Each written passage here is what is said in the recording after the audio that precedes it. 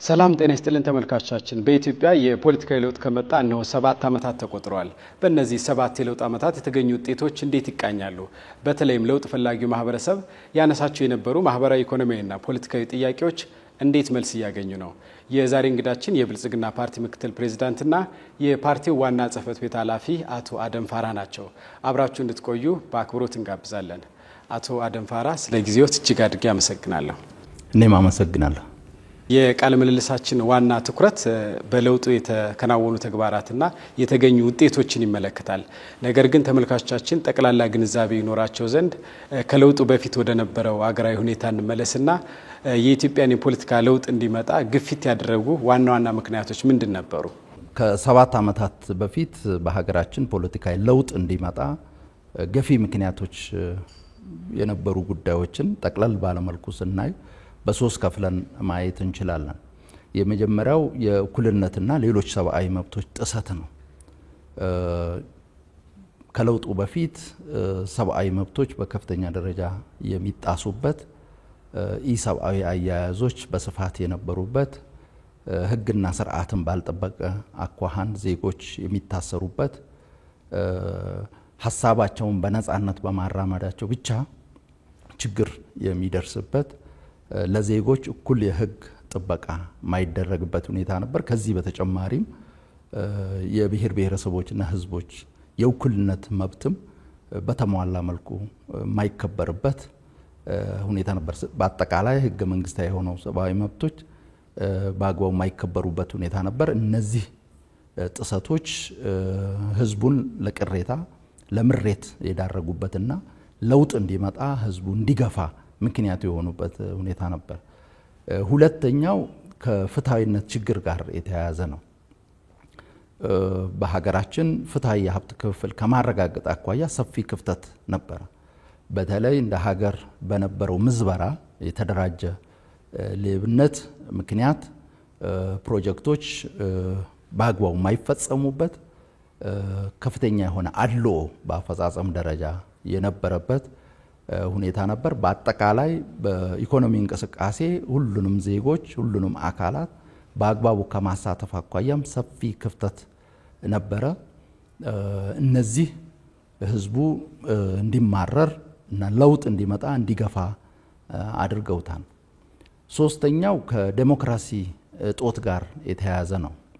የዴሞክራሲ እጦቱ በራሱ ችግር መሆኑ በራሱ የዘመናት የትውልዶች ጥያቄ የነበረ መሆኑ እንደተጠበቀ ሆኖ የእኩልነት መብቶችን ለማክበር ከእኩልነት ጋር የተያያዙ ከብሔር ብሔረሰብ እና ህዝቦች ጥያቄዎች ጋር በተያያዘ ምላሽ ለመስጠት የተደረጉ ጥረቶች እንዳይሳኩም የዴሞክራሲ እጦቱ እንቅፋት የነበረበት፣ እንደዚሁም የፍትሃዊነት ጥያቄ ፍትሃዊ የኢኮኖሚ ተጠቃሚነት ጉዳይ ምላሽ እንዲያገኝ የተደረጉ ሙከራዎችም የተሟላ ምላሽ ያልሰጡበት ውጤታማ ያልሆኑበት ሁኔታም ከዴሞክራሲ እጦት ጋር የተያያዘ ነው። ስለዚህ የዴሞክራሲ እጦቱ በተለይ የፖለቲካ ምህዳሩ በከፍተኛ ደረጃ እንዲጠብ የተደረገበት፣ ለሐሳብ ትግል የማይመች ሁኔታ ነበር። ከዚህ በተጨማሪ ሐሳባቸውን በነጻነት ለማራመድ የሚንቀሳቀሱ አካላትም ከፍተኛ እንቅፋት እየተፈጠረባቸው በአጠቃላይ የፖለቲካ ምህዳሩ ጠቦ የተለያዩ የፖለቲካ ተዋናያን ሌሎች አማራጮችን እንዲያዩ ያስገደደበት ሁኔታ እንደነበረ እናስታውሳለን። የዴሞክራሲ መብት ለማክበር የተደረጉ ጥረቶችም በአጠቃላይ በነበረው የገዢ ፓርቲው ኢህአዴግ በተለይ የዴሞክራሲያዊ ማዕከላዊነት መርህና አሰራር የዴሞክራሲ ጥያቄን ለመመለስ የተደረጉ ጥረቶች የሚፈልገው ውጤት እንዳያመጡ፣ በተለይ ክልሎች ራሳቸውን በራሳቸው በነጻነት እንዳያስተዳድሩ እንቅፋት የሆነበት ሁኔታ ስለነበረ እነዚህ ጉዳዮች ህዝቡን ስላማረሩ የፖለቲካ ለውጥ እንዲመጣ ገፍቷል። በዚህም ምክንያት በገዢ ፓርቲው በኢህአዴግ ውስጥ የነበሩ ግን ለውጥ ፈላጊ የሆኑ አካላት የህዝቡን ፍላጎት በአግባቡ በመረዳት ለውጥ እንዲመጣ የመሪነት ሚናውን የተጫወቱበትና ለውጥ እንዲመጣ የሆነበት ሁኔታ ነበር። ከለውጡ በኋላ በተለይ ለውጡ እንዲመጣ ገፊ ምክንያቶች የነበሩ ጉዳዮች ምላሽ እንዲያገኙ ሰፊ ጥረት ነው የተደረገው። በተለይ ከምላሽ አሰጣጥ አኳያ በዋናነት የታዩት ጉዳዮች የመጀመሪያው ከሀሳብ ጋር የተያያዘ ነው። የህዝቦች የዘመናት ጥያቄዎች አሉ። የተለያዩ የፖለቲካ ስርዓቶች እነዛን የህዝቦች ጥያቄዎችን ለመመለስ ጥረት አድርገዋል። ነገር ግን ለመመለስ ጥረት በሚያደርጉበት ወቅት ማዕከል የነበረው ሀሳብ በተለይ ለችግሩ ዘላቂ መፍትሄ የሚሰጥ አልነበረም። ስለዚህ ከሀሳብ ጋር በተያያዘ ያለውን ጉዳይ በደንብ የማየት ሁኔታ ነበር። ስለዚህ ከዚህ አንጻር የትውልዶች ጥያቄዎች የተሳሰሩ ናቸው የሚል እምነት ነው የተያዘው ማለት ነው። የእኩልነት፣ የነጻነት፣ የፍትሃዊነት ጉዳዮች፣ የዴሞክራሲ ጉዳዮች በእጅጉ የተቆራኙ ናቸው፣ የተሳሰሩ ናቸው። ስለዚህ የተደረገው የትውልዶች ጥያቄዎችን ወደ አንድ በማምጣት በዴሞክራሲያዊ አኳኋን ለመመለስ ነው ጥረት የተደረገው። ከስልት አኳያም ከዚህ ቀደም በሀገራችን በአብዮት መልክ የህዝቦች ዋና ዋና ጥያቄዎች ምላሽ እንዲያገኙ ጥረት ቢደረግም ዘላቂ ሊሆን አልቻሉም። የሚፈለገውን ውጤት ሊያመጡ አልቻሉም። ስለዚህ ከአብዮት ይልቅ የሪፎርም አቅጣጫን መከተል ተከታታይነትና ዘላቂነት ያለው ለውጥ ማምጣት ያስችላል። የህዝቡን ዋና ዋና ችግሮች ለውጥ እንዲመጣ ገፊ ምክንያቶች የነበሩ ጉዳዮችን አስተሳስረን ለመመለስም ያግዛል የሚል እምነት ተይዞ በሪፎርም አቅጣጫ ተኪዷል። ይህንን ሀሳብ በመያዝ ነው እንግዲህ በመቀጠል የተለያዩ የሪፎርም እርምጃዎችን ወደ መውሰድ የተገባው። ከተወሰዱት የሪፎርም እርምጃዎች መካከል ቀዳሚው የፖለቲካ ምህዳሩን ማስፋት ነው። ለሀሳብ ትግል የሚመች ከባቢ መፍጠር ነው። ከዚህ አንጻር የፖለቲካ እስረኞች የተፈቱበት፣ ውጪ የነበሩትም ወደ ሀገር ውስጥ እንዲገቡ የተደረገበት ሁኔታ ተፈጥሯል። ከዚህ በተጨማሪም የዴሞክራሲ ተቋማት ነፃና ገለልተኛ እንዲሆኑ ማድረግ ነው የተደረገው። በተለይ የብሔራዊ ምርጫ ቦርድ፣ የሰብአዊ መብት ኮሚሽን፣ እንባ ጠባቂ ተቋማት፣ ምክር ቤቶች በነፃነት እንዲሰሩ ህገ መንግስታዊ ስልጣናቸውን በሌሎች አዋጆች የተሰጧቸውን ስልጣንና ተግባራት በነፃነት ተግባራዊ እንዲያደርጉ ነው ጥረት የተደረገው። ከዚህ ጋር ተያይዞ ከአመራር ጀምሮ በተለይ ገለልተኛ የሆኑ አካላት የዴሞክራሲ ተቋማት ነፃና ገለልተኛ ሆነው የተቋቋሙለትን ዓላማ በአግባቡ እንዲያስፈጽሙና ለሀገራችን የዴሞክራሲ ስርዓት ግንባታ የድርሻቸውን ማበርከት እንዲችሉ ከመሪዎች አኳያም ጥንቃቄ የተደረገበት ሁኔታ እንደነበረ ሁላችንም እናስታውሳለን። ስለዚህ ይሄ ተጠናክሮ የቀጠለበት ሁኔታ አለ። ሌላው የተወሰደው እርምጃ የጸጥታና ደህንነት ተቋማት ሙያዊ ስነ ምግባርን አክብረው ገለልተኛ ሆነው ህገ መንግስቱን በአግባቡ የሚያከብሩና የሚያስከብሩ እንዲሆኑ ነው ጥረት የተደረገው። ከዚህ አኳያ የጸጥታና ደህንነት ተቋማት ኢትዮጵያን የሚያገለግሉ ህገ መንግስትን አክብረው የሚሰሩ የአንድ ፓርቲ የአንድ አካል ውግንና ሳይሆን ለኢትዮጵያ እንዲወግኑ ለህዝቡ እንዲወግኑ ተደርጓል። በዚህም ከጸጥታና ደህንነት ተቋማት አጠቃላይ ተቋማቱ ከሚመሩበት አስተሳሰብ እና ፖሊሲዎች፣ ስትራቴጂዎች፣ ተግባራዊ እንቅስቃሴያቸው ሙያዊ ስነ ምግባርን አክብረው በገለልተኝነት ህገ መንግስቱን እንዲያስከብሩ ምቹ ሁኔታ ለመፍጠር ሰፊ ስራ ተሰርቷል። ከዚህ በተጨማሪ እንደሚታወቀው በሀገራችን በመሰረታዊ ሀገራዊ ጉዳዮች ላይ ብሔራዊ መግባባት አልተፈጠረም። በዚህ ምክንያት የፖለቲካ ልዩነቶች የሀገር ህልውናን አደጋ ላይ የሚጥሉበት ሁኔታም አይተናል። ስለዚህ ይህንን ችግር በመሰረታዊነት ለመሻገር በተለይ እጅግ መሰረታዊ በሆኑ ጉዳዮች ላይ ሀገራዊ መግባባት ለመፍጠር አካታች ሀገራዊ ምክክር እንዲካሄድ መንግስት፣ ገዢ ፓርቲ የድርሻውን እየተወጣ ያለበት ሁኔታ ተፈጥሯል።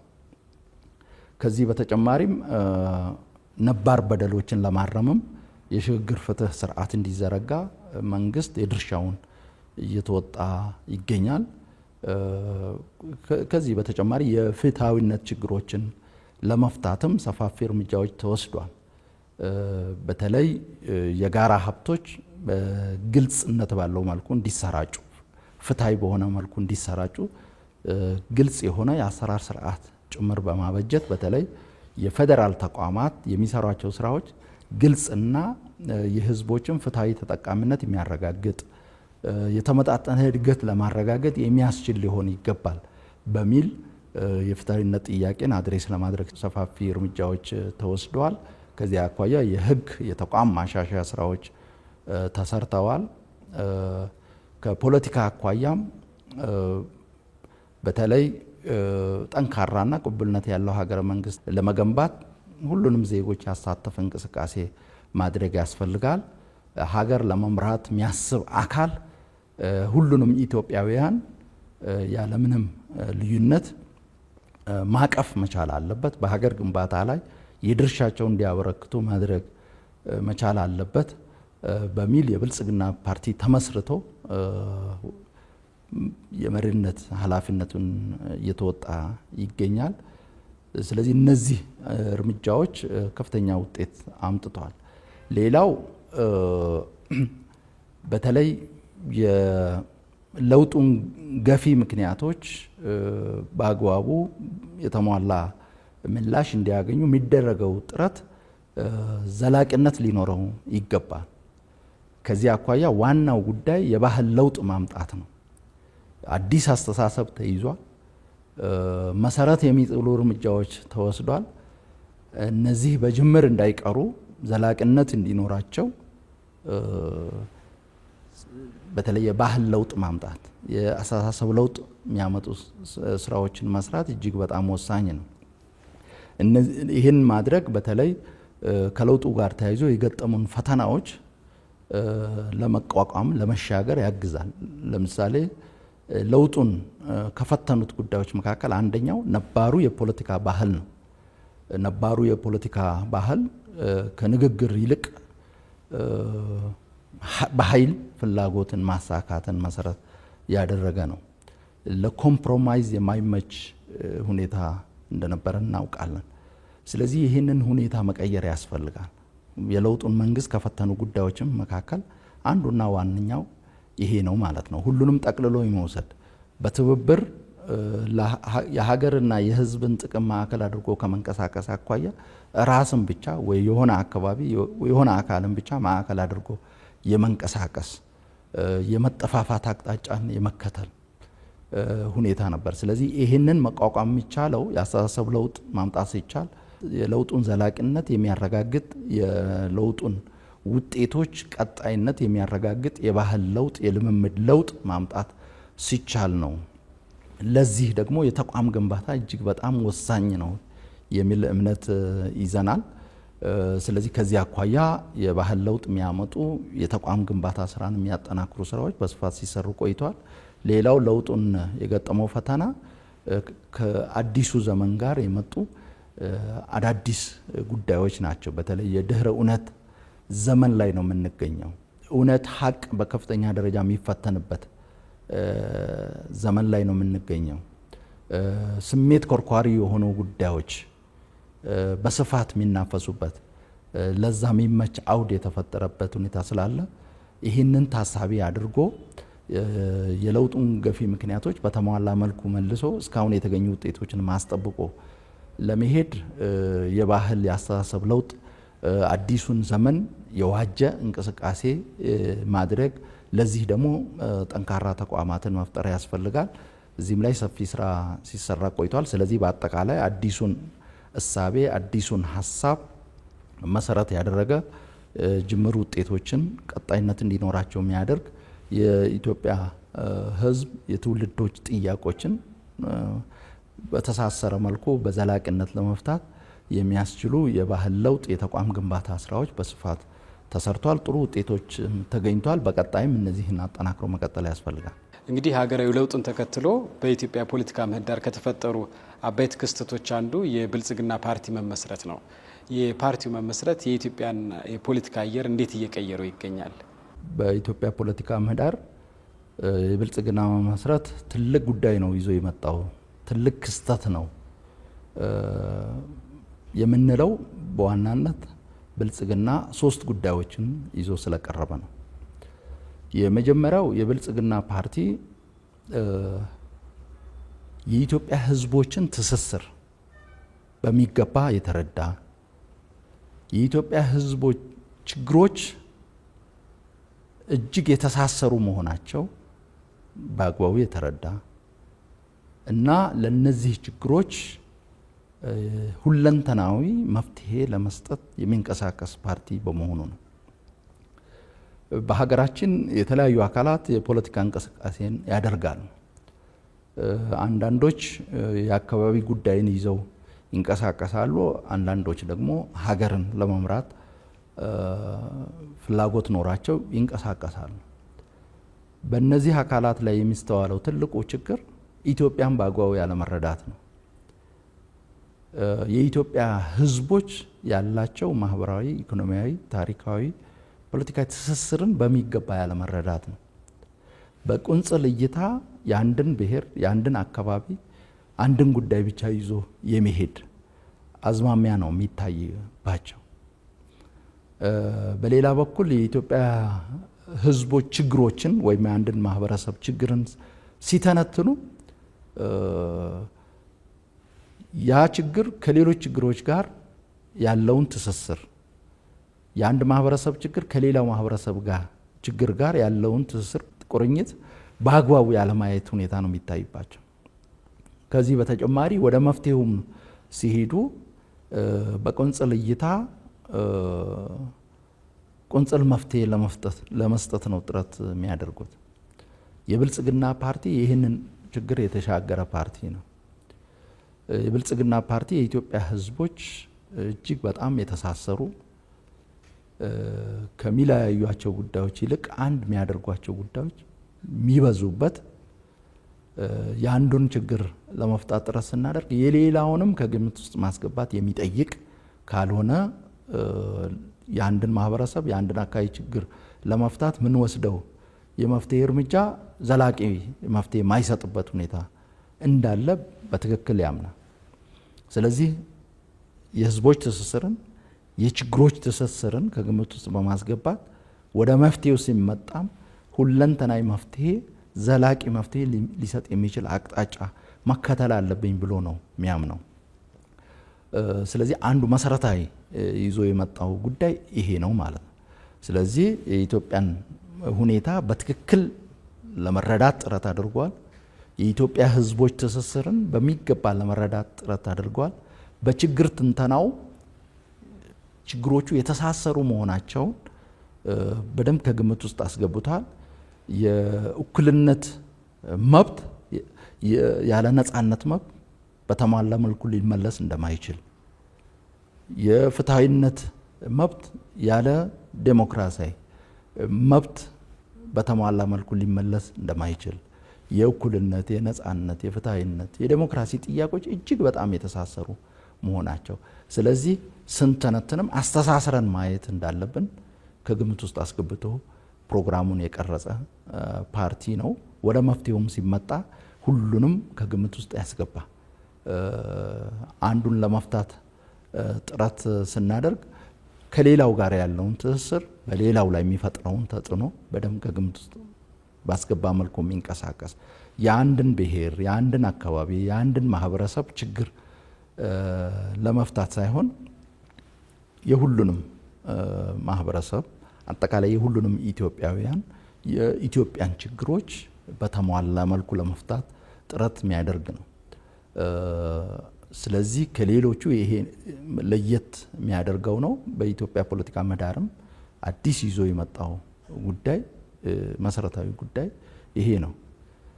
በሀገራችን የተለያዩ አካላት የፖለቲካ ትግል በሚያደርጉበት ወቅት ያው አንዳንዶች በጥቅሉ ኢትዮጵያን ይላሉ፣ ግን በችግር ትንተናቸውም በመንስኤ ትንተናቸውም እንደ መፍትሄ ይዘው የቀረቡት ግን በአጠቃላይ በተሟላ አኳን በሙሉ እይታ ኢትዮጵያን ታሳቢ ያደረገ ማይሆንበት በዚህ ምክንያት ሁሉንም ኢትዮጵያውያን በአግባቡ አቅፎ ከመሄድ አኳያ ውስንነት የሚታይበት ሁኔታ አለ። አንዳንዶች የግል ጥቅማቸውን ለማካበት ለማግኘት ሲሉ የአንድን አካባቢ የአንድን ብሔር መብትና ጥቅም ፍላጎት ለማሟላት የሚንቀሳቀሱ አድርገው ራሳቸውን የሚያቀርቡበት ሁኔታ ቢኖርም በተግባር ለውጥ ማያመጡት እና ለማህበረሰቡ ጠብ የሚል ነገር ማያደርጉት የትክክለኛ ከውዝ ይዘው ስላልተንቀሳቀሱ ነው። እንታገልለታለን የሚለውን ማህበረሰብ ከሌላው ማህበረሰብ ጋር ያለውን ቁርኝት በአግባቡ ባለማየት ስለሚንቀሳቀሱ ማዕከላቸውም የግል ጥቅማቸው ዘረፋ ስለሆነ በዚህ ምክንያት ለውጥ ማያመጡበት ሁኔታ አለ። ለውጥ አመጣለሁ የሚለው ማዕከል ደግሞ በሙሉ እይታ ነገሮችን ባለማየት የሚፈልገውን ለውጥ ማያመጣበት ሁኔታ አለ። ብልጽግና ይህንን በአግባቡ የተሻገረ ፓርቲ ነው። ሁለተኛው ብልጽግና አካታችነትና አቃፍነትን ያረጋገጠ ፓርቲ ነው። ብልጽግና አካታችነትና አቃፍነትን ያረጋገጠ ፓርቲ ነው። ኢትዮጵያ ህብረ ብሔራዊት ሀገር ናት። በኢትዮጵያ ጠንካራና ቅቡልነት ያለው ሀገረ መንግስት ለመግባት ሁሉንም ኢትዮጵያውያን አቅፎ መሄድ ያስፈልጋል። ኢትዮጵያ ለሁሉም ኢትዮጵያውያን የምትመች የእኩልነትና የፍትሃዊነት መብታቸውን በአግባቡ የምታስከብር እንድትሆን ሁሉንም አቅፎ መንቀሳቀስ ይጠይቃል። ስለዚህ ከዚህ አኳያ ብልጽግና ፓርቲ ሁሉን አካታች ሁሉን አቃፊ ሆኖ የተመሰረተበት የተለያዩ ክልከላዎችን ያስቀረበት ከዚህ ቀደም የነበረውን የዋናና አጋር የመሃልና ዳር ክፍፍል አርሶ አደር አርብቶ አደር በተለይ ከማህበራዊ መሰረት አኳያ አንዱ ማህበራዊ መሰረት ሊሆን ይችላል ሌላው ሊሆን አይችልም የሚለውን ያስቀረ ጠላት ወዳጅ የሚለውን ዳይኮቶሚ ክፍፍል ያስቀረ ፓርቲ ነው። ስለዚህ ሁሉንም ኢትዮጵያውያን ያቀፈ ለሁሉም ኢትዮጵያውያን መብትና ጥቅም የሚታገል በሂደቱም ሁሉንም ኢትዮጵያውያን ለማሳተፍ የሚንቀሳቀስ ፓርቲ በመሆኑ ነው። በብልጽግና ፓርቲ ውስጥ በሀገራችን በፌዴሬሽን ምክር ቤት እውቅና የተሰጣቸው 76ቱም ብሔር ብሔረሰቦችና ህዝቦችን በአባልነት ያቀፈ ነው። በአባልነት ብቻ ሳይሆን በአመራርነት ጭምር ያቀፈ ፓርቲ ነው። በብልጽግና ፓርቲ ውስጥ በሁሉም የሀገራችን አካባቢዎች ያሉ ህብረተሰብ ክፍሎች ተወክሏል። ሁሉም የሀገራችን ብሔር ብሔረሰቦችና ህዝቦች ተወክሏል። ሁሉም የህብረተሰብ ክፍል ተወክሏል። ስለዚህ ይሄ አዲስ ብልጽግና ይዞ የቀረበው ጉዳይ ነው እና ኢትዮጵያን መምራት የሚፈልግ በኢትዮጵያ ውስጥ የህዝቦች ጥያቄን በተሟላ መልኩ መመለስ የሚፈልግ አካል ኢትዮጵያን ብልጽግና ማረጋገጥ የሚፈልግ አካል ኢትዮጵያን የመምራት መሻት ያለው አካል ሁሉንም ኢትዮጵያውያን ካላቀፈ በስተቀር ጠንካራና ቅቡልነት ያለው ሀገረ መንግስት መገንባት አይችልም። ዘላቂ ሰላም ሊያረጋግጥ አይችልም። የዲሞክራሲ መብቶችን በተሟላ መልኩ ሊያስከብር አይችልም። ስለዚህ ብልጽግና ከዚህ ቀደም በዚህ ደረጃ የሚታይ ፓርቲ በፍጹም አልነበረም። ኢህአዴግም በውስን አካባቢዎች ነበር። በአሁኑ ወቅት በሀገራችን የሚንቀሳቀሱ ፖለቲካ ፓርቲዎችም በአንዳንድ አካባቢዎች ላይ ብቻ የሚያተኩር እንቅስቃሴ የሚያደርጉ አካላት ናቸውና ይሄ እንደ ብልጽግና ፓርቲ ትልቅ ታሪካዊ ጉዳይ ነው።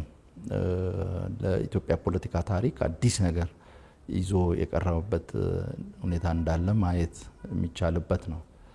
ሶስተኛው ብልጽግና ይዞ የቀረበው የሚዛናዊነት ትርክት ነው። የብልጽግና ፓርቲ ነገሮችን በሚዛን ማየት ይጠይቃል ብሎ ያምናል። በሀገራችን በፍጹም ልዩነት ላይ ያተኮሩ ትርክቶች የፖለቲካ አካሄዶች ነበሩ። በሀገራችን በፍጹም አንድነት ላይ ያተኮሩ የፖለቲካ እንቅስቃሴዎች ትርክቶች ነበሩ። ብልጽግና ፓርቲ እነዚህን ወደ መሃል ለማምጣት ሶስተኛውን አማራጭ አማካይ መንገዱን አሰባሳቢ የሆነውን ትርክት ነው ይዞ የቀረበው። ስለዚህ በጽንፍ የያዙ የፖለቲካ አቋሞችን ወደ መሃል ማምጣትና ሚዛናቸውን ጠብቀው እንዲሄዱ ሁሉንም ኢትዮጵያውያን ሁሉንም አካባቢዎች አቅፎ ለመሄድ በሚያስችል መልኩ በኢትዮጵያ ዘላቂ ሰላም ለማረጋገጥ በሚያስችል መልኩ የፖለቲካ መረጋጋት ለመፍጠር በሚያስችል መልኩ ጠንካራ የሆነ ዲሞክራሲ ስርዓት ለመገንባት በሚያስችል መልኩ የኢኮኖሚ ብልጽግናን የማህበራዊ ብልጽግናን ለማረጋገጥ በሚያስችል መልኩ ወደ መሃል ይዞ ለመሄድ ነው ጥረት ያደረገው። በዚህ ምክንያት ብዙ ፈተናዎች ገጥመውታል። በተለይ ጽንፍ ከያዙ አካላት ከፍተኛ ፈተና ነው የገጠመው።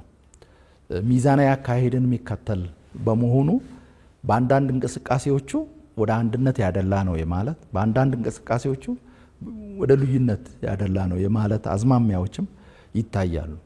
ይሄ የመሃል መንገድ ባህሪ ነው።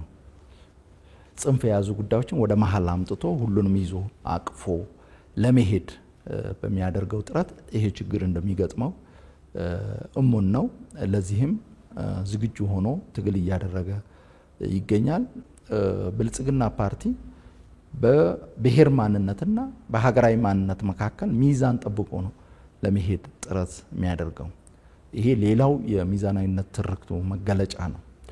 ይሄ ማለት ኢትዮጵያ ህብረ ብሔራዊት ሀገር ናት። የተለያዩ ብሔር ብሔረሰቦች፣ ህዝቦች፣ የተለያዩ ሃይማኖት የሚከተሉ ዜጎች፣ የተለያዩ አስተሳሰብ ያላቸው አካላት አሉ።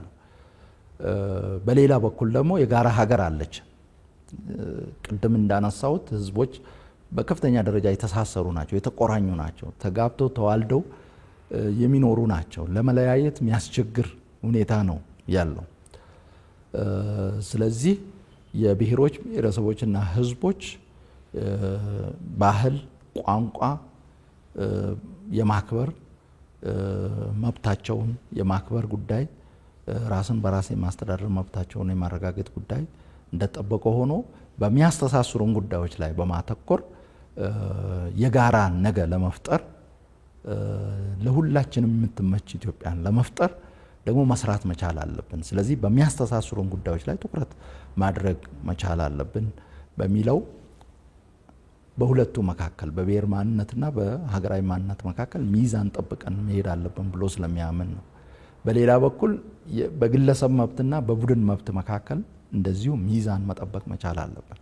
የእያንዳንዱ ኢትዮጵያዊ የግል መብት መከበር መቻል አለበት። ህገ መንግስታዊ የሆነው ሰብአዊና ዴሞክራሲያዊ መብቱ መከበር መቻል አለበት። እንደ ዜጋ በሁሉም የሀገራችን አካባቢዎች በነጻነት የመንቀሳቀስ ከሌሎች ጋር እኩል መብት እንዲኖረው ማድረግ ያስፈልጋል። በሌላ በኩል ደግሞ የቡድን መብት ጥያቄዎችም ያሉበት ሀገር ነው። ግለሰቦች በተናጠል ማያሳኳቸውን ጤናማ ጥያቄዎች፣ ጤናማ ፍላጎቶች በጋራ ሆነው ለማሳካት የተለያየ እንቅስቃሴ የሚያደርጉበት ሀገር ነው። የሀገራችን የፖለቲካ ታሪክም መለስ ብለን ስናይ ለቡድን መብት ሰፊ ትግል ነበር ሲደረግ የቆየው። ስለዚህ የግለሰብ መብት ብቻ ብለን የቡድን መብትን ኢግኖር አድርገን ትተን መሄድ ትክክል አይደለም። ስለዚህ በሁለቱ መካከል ሚዛን መጠበቅ መቻል አለብን። የግለሰብ መብትን ለማክበር ለማስከበር በመናደርገው ጥረት የቡድን መብት ማይሸራረፍበት ሁኔታ መፍጠር፣ የቡድን መብቶችን ለማክበር ለማስከበር በመናደርገው ጥረት ደግሞ የግለሰቦች መብት ማይጨፈለቅበት ሁኔታ መፍጠር ያስፈልጋል። ስለዚህ ሁለቱንም ታሳቢ አድርጎ በሚዛናቸው ማስኬድ ወሳኝ ነው ብለን እናምናለን። በሌላ በኩል በሀገራችን የነበረው የፖለቲካ ባህል ታሪክ በፉክክር ላይ የተመሰረተ ነው። ወይ መደገፍ ነው ወይ መቃወም ነው። በሁለቱ መካከል ስፔስ አልነበረም። የብልጽግና ፓርቲ ግን በፉክክርና በትብብር መካከል ሚዛን መጠበቅ አለበት ብሎ ነው የሚያምነው። በሀገራዊ ጉዳዮች ላይ የሀገርን የሕዝብን ጥቅም ማዕከል ባደረጉ ጉዳዮች ላይ ትብብር በሚጠይቁ ጉዳዮች ላይ መተባበር ያስፈልጋል። እንደዚሁም የሀሳብ ልዩነቶች ተፈጥሯዊ ናቸው፣ የዲሞክራሲ ስርዓት መገለጫዎች ናቸው። ስለዚህ የሀሳብ ልዩነቶች አማራጮች እንደሚኖሩ ታሳቢ በማድረግ ለጤናማ ፉክክር ደግሞ ራስን ማዘጋጀት ያስፈልጋል። ለጤናማ ፉክክር ምቹ የሆነ አውድ መፍጠር ያስፈልጋል ብሎ ያምናል ብልጽግና። ስለዚህ ከዚህ አንጻር በትብብርና በፉክክር መካከል ሚዛን ጠብቀን ልንሄድ ይገባል ብሎ ያምናል። ከዛ በተጨማሪ ብልጽግና ፓርቲ በሚዛናዊነት ትርክቱ በትናንት በዛሬና በነገ መካከል ሚዛን መጠበቅ ያስፈልጋል። ትናንት ውስጥ መልካም ነገሮች አሉ። እነዛን መልካም ነገሮች እሴት ጨምረን አስጠብቀን አስፍተን የምንሄድበት ሁኔታ ሊኖር ይገባል። እንደዚሁም ህጸጾች አሉ። እነዛን ደግሞ ለማረም የሚያስችል ስራ መስራት መቻል አለብን። ስለዚህ ትናንትን ብሩህ እንደነበረ ብቻ መውሰድ ወይም ችግር ብቻ እንደነበረ መውሰድ ትክክል አይደለም። በሚዛኑ ማየት ይጠይቃል። ስለዚህ ከትናንት ተገቢውን ትምህርት ለመውሰድ ማስቀጠል ያለብንን እሴት ጨምረን ጠብቀን አስፍተን መሄድ የሚገባንንና ማረም የሚገባንን በአግባቡ ለመለየት የሚያስችል ግምገማ ማድረግ ያስፈልጋል። ዛሬም ላይ ሁሉም ነገር እንከን የለሽ ፍጹም እንደሆኑ አድርጎ መውሰድ አያስፈልግም። ጥንካሬዎች እንዳሉ ሁሉ ድክመቶች ይኖራሉ። ስለዚህ እነዚህን በልካቸው መገምገም ያስፈልጋል። ከትላንት መልካሙን ነገር ለማስቀጠል ችግር የነበረበት ህጸጽ የነበረበትን ለማረም እንደምናደርገው ሁሉ ዛሬም ላይ እኛ ስልጣን ላይ ያለን በሚል እኛ የምንሰራው ስራ ሁሉ ፍጹም ነው እንከን የለሽ ነው ብለን መውሰድ ሳይሆን በአግባቡ ገምግመን በልኩ ገምግመን ጥንካሬዎችን የሚያስቀጥል ክፍተቶችን ድክመቶችን የሚያርም ስራ መስራት መቻል አለብን። እንደዚሁም ነገ ላይ እንደዚሁ ስጋቶች ይኖራሉ፣ ተስፋዎች ደግሞ ይኖራሉ። ስለዚህ ተስፋውን የሚያለመልም ስጋቱን ደግሞ የሚቀንስ ስራ መስራት መቻል አለብን።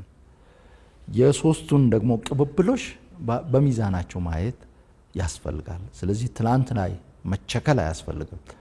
ሁሉንም ነገር ጨለማ አድርጎ መውሰድ ወይም ሁሉም ነገር እንከን የለሽ እንደነበር አድርጎ መውሰድ አያስፈልግም። ዛሬም ላይ ሁሉም ነገር መልካም እንደሆነ ወይም ሁሉም ነገር ጨለማ እንደሆነ መውሰድ አያስፈልግም።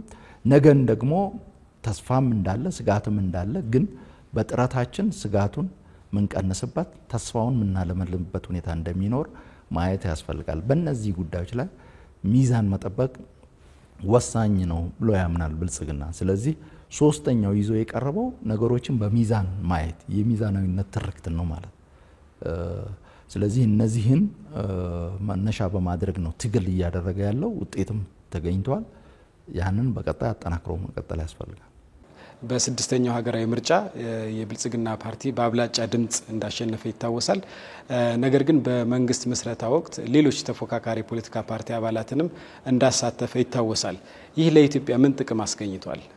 በስድስተኛው ሀገራዊ ምርጫ በፌደራልም ሆነ በክልሎች ብልጽግና በአብላጫ ድምጽ አሸንፎ መንግስት የመመስረት ህገ መንግስታዊ መብት ቢያገኝም በመንግስት መስረታው ላይ የተፎካካሪ ፖለቲካ ፓርቲዎች አመራሮችን በተለያዩ የአመራር ደረጃዎች ላይ ማሳተፉ ከፍተኛ የሆነ ሀገራዊ ጥቅም አስገኝቷል።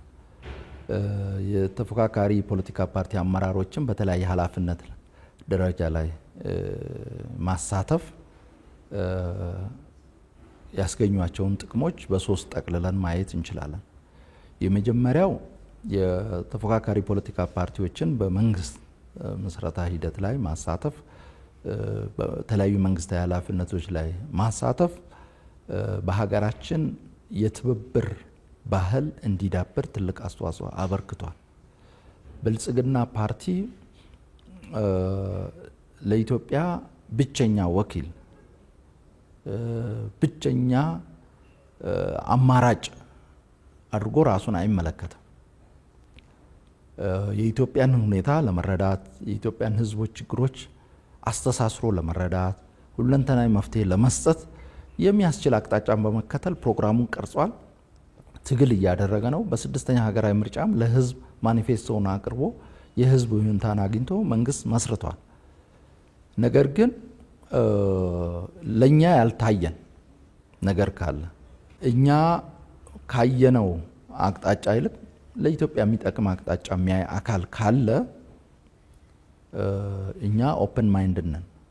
ማንኛውም የኢትዮጵያንና የኢትዮጵያን ሕዝብ ጥቅም ማዕከል ያደረገ እንደ ሀገር ዘላቂ ሰላም እንድናረጋግጥ የዳበረ ዲሞክራሲ ስርዓት እንድንገነባ የተረጋጋ የፖለቲካ ሁኔታ እንድንፈጥር የኢኮኖሚ ብልጽግና እንድናረጋግጥ በአጠቃላይ ጠንካራና ቅቡልነት ያለው ሀገረ መንግስት በመገንባት በሀገራችን ሁለንተናዊ ብልጽግና ለማረጋገጥ የሚረዳ ሐሳብ ይዞ የሚቀርብ አካል ሁሉ ሐሳቡን በነጻነት እንዲያራምድ ለህዝቡ እንዲያቀርብ እና የህዝብ ይሁንታና ካገኘ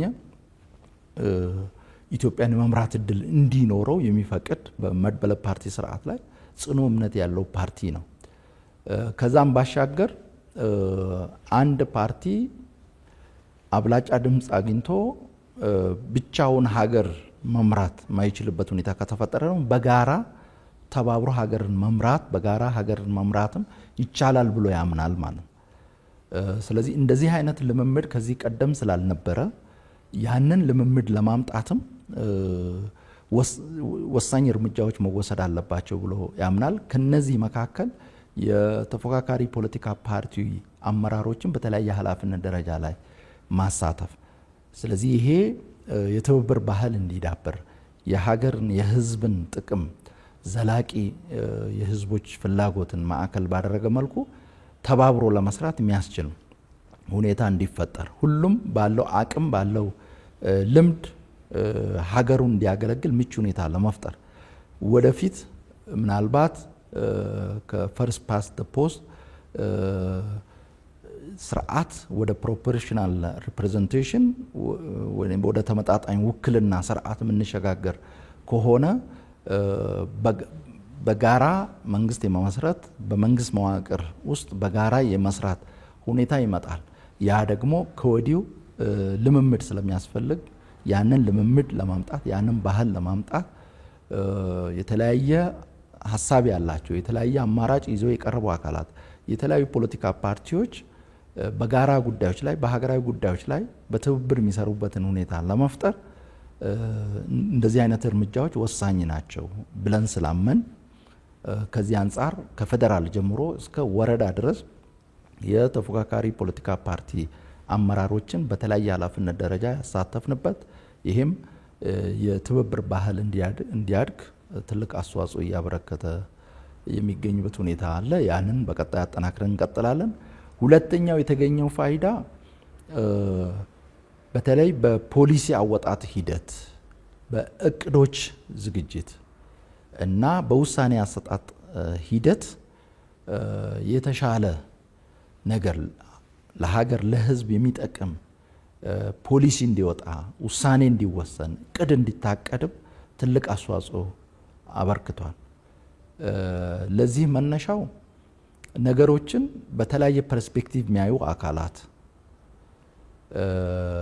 ነገሮችን ከተለያየ መነሻ የሚያዩ አካላት በፖሊሲ አወጣት ሂደት በውሳኔ አሰጣጥ ሂደት እንዲሳተፉ ማድረግ አንዱ ያላየውን ሌላው የሚሞላበት ኮምፕሊመንት የሚደራረግበትና መጨረሻ ላይ ለሀገር ለህዝብ የሚጠቅም የተሻለ ውሳኔ የተሻለ ፖሊሲ የሚወጣበትን ሁኔታ ይፈጥራል።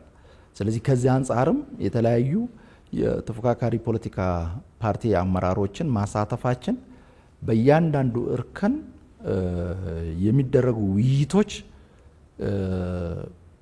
የተሻለ ውሳኔ የተሻለ አማራጭ እንዲወጣ እየደገፉ ይገኛሉ። ስለዚህ ለህዝብ ለሀገር የሚጠቅም ውሳኔና ፖሊሲ ለመቅረጽ ይሄ ወሳኝ ነው ብለን ስላመን ከዚህ አኳያም ትልቅ ፋይዳ ተገኝቷል።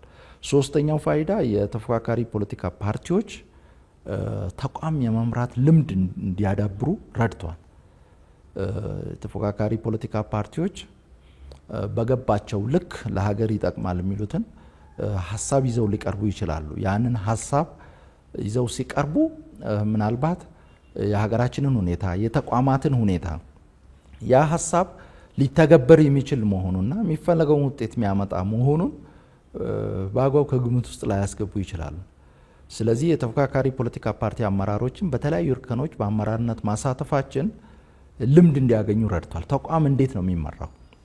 በተቋማት ውስጥ ያሉ ሁኔታዎች ምን ይመስላሉ? የፕሮክራሲ ሁኔታ ምን ይመስላል? አንድን ሐሳብ በተቋማት አማካኝነት ተግባራዊ ለማድረግ በሚደረገው ጥረት ሊገጥሙ የሚችሉ ፈተናዎች ምንድናቸው?